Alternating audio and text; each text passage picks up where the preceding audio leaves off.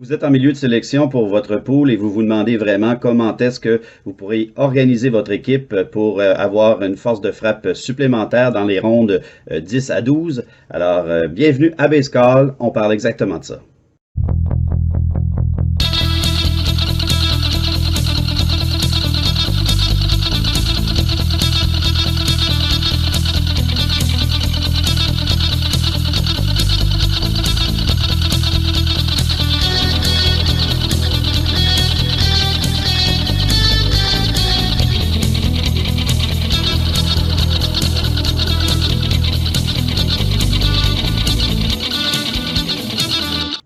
Si c'est un peu plus facile de faire nos choix lors des premières rondes dans un pool, eh bien, c'est moins évident plus ça avance et plus on arrive vers les zones médianes, c'est-à-dire les 10e à 15e choix à peu près. Alors aujourd'hui à Basecall, ce que je vais faire, c'est que je vais vous donner des options pour ces rondes-là, tout dépendant si vous avez un pool à 8, à 12 ou à 16 équipes. Lorsqu'on a un pool à 8 joueurs à peu près, on a la chance d'avoir dans les zones médianes de 10 à 12, disons encore de très très bons choix. Et là, je vous donne un frappeur et un lanceur qui pourraient vraiment vous aider et qui pourraient être jusqu'à un certain point délaissés par vos adversaires. Tout d'abord, eh ben, on va du côté des White Sox de Chicago avec Yoan Moncada.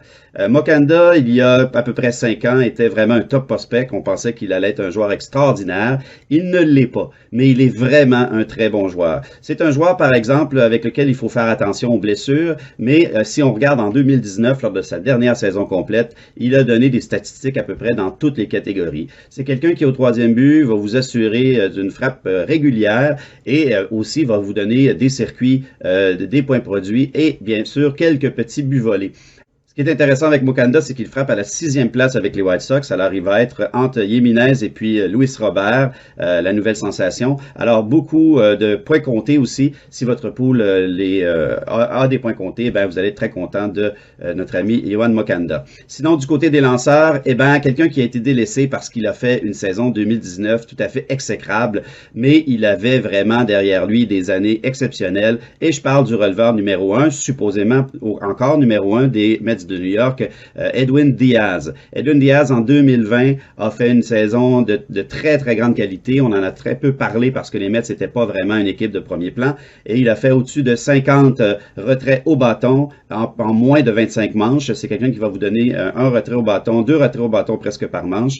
Alors, il faut vraiment aller chercher Edwin Diaz si vous pouvez, parce que cette année, les Mets ne seront pas les Mets de 2020. C'est vraiment les nouveaux Mets de 2021 et on leur prédit un excellent avenir. Alors, beaucoup de parties sauvegardées, beaucoup de retraits en très peu de manches. Alors en plus, si votre pool compte les manches lancées et vous donne une limite pour les manches lancées pendant votre saison, eh bien, c'est un excellent choix. Edwin Diaz qui devrait sortir autour de la 85e, entre la 85e et la 90e place.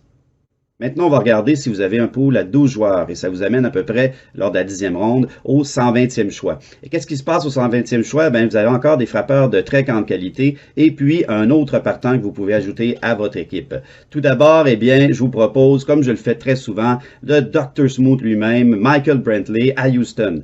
À Houston, Michael Brantley a décidé de re-signer et il sera le 3e frappeur. Et on sait qu'Houston, au bâton, il n'y a aucun problème. C'est vraiment une force de frappe exceptionnelle. On a Alex Bregman qui va frapper juste avant lui et puis Correa juste derrière lui. Alors, ce qui veut dire que Michael Brantley, qui habituellement a une moyenne de très grande qualité, dans les 300, va vous donner aussi un on-base percentage de très bonne qualité, eh bien, va pouvoir aussi suivre Bregman et le faire compter. Alors, peut-être des points produits. Et bien sûr, Correa sera derrière lui pour lui-même le faire entrer au marbre, aussi des points comptés. Alors, je pense que Brantley, cette année, même avec son âge, est encore capable de nous faire une excellente saison. Et il ne faut pas oublier de le regarder parce que lorsqu'il frappe, c'est superbe. On l'appelle pas Dr. Smooth pour rien.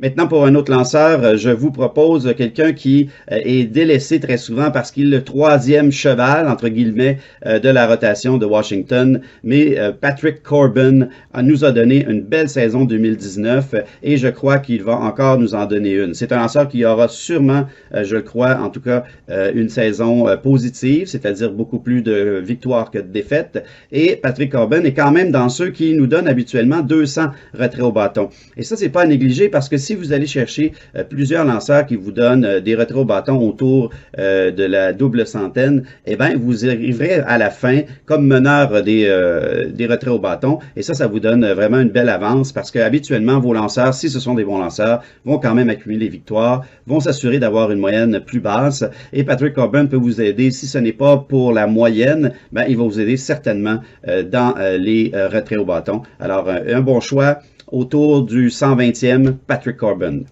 Pour terminer la vidéo d'aujourd'hui, je vous propose des choix à partir de la 160e place. Si vous avez 16 clubs, vous êtes très téméraire dans votre ligue, eh bien, vous allez arriver à votre 10e choix entre la 120e et la 136e place.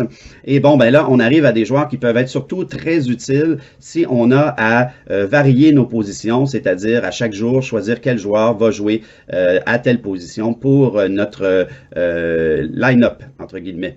Alors là, ben, je vous propose vraiment quelqu'un qui va arriver à maturité. Il se prépare depuis 3 ans maintenant à devenir le premier frappeur des Cubs de Chicago et je vous propose Ian Happ. Ian Happ a de la vitesse, il a pas utilisé tant que ça dans les années précédentes, mais cette année, on peut prévoir qu'on va utiliser sa vitesse au maximum. Il va être premier frappeur, donc il va être là pour se placer sur les buts, voler des buts et aussi avoir plusieurs points comptés, puisqu'on connaît quand même la force de frappe de Chicago qui se trouve derrière Ian Happ, qui est encore la force de frappe qui avait gagné la Série mondiale il n'y a pas si longtemps. Alors, Ian Happ, ce qui est intéressant aussi, il vous proposera d'avoir plusieurs choix pour la position. Il pourra jouer au premier but, il pourra jouer au deuxième but, pardon, il pourra jouer champ centre, champ droit et champ gauche. Et je crois même qu'il sera éligible peut-être même au 3e but. Alors, ça permet d'avoir un joueur vraiment à tous les niveaux intéressant. Vous pouvez remplacer vos blessés avec Ian Happ ou sinon ben, le faire jouer régulièrement dans votre position de champ centre qui n'est pas si forte que ça. Alors, si vous avez Ian Happ au champ centre, vous êtes vraiment pas mal pris, surtout si vous l'avez choisi autour de la 160e choix, 170e choix.